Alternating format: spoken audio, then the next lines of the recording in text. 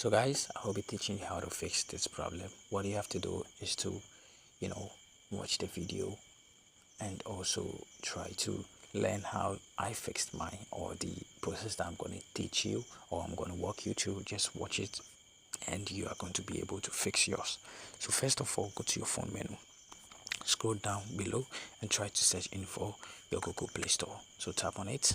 So when you find it, try to search in for Snapchat. So when you find Snapchat, what you have to do is to update it by tapping on the update over here.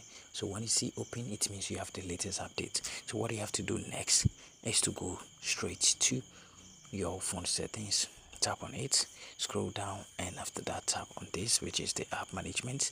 Then after that tap on this app list, wait for it to load. As you can see, it's loading over here.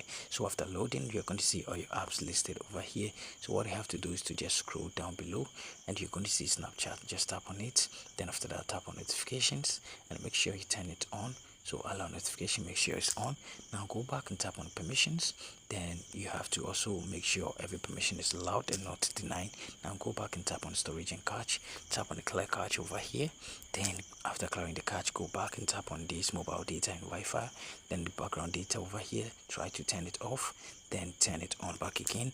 Now go back and lastly tap on this force stop, tap on OK. So after doing all this, what you have to do last is to restart your device. But before you restart your device, you have to make sure you have a good connection, which is your network. You have to be strong.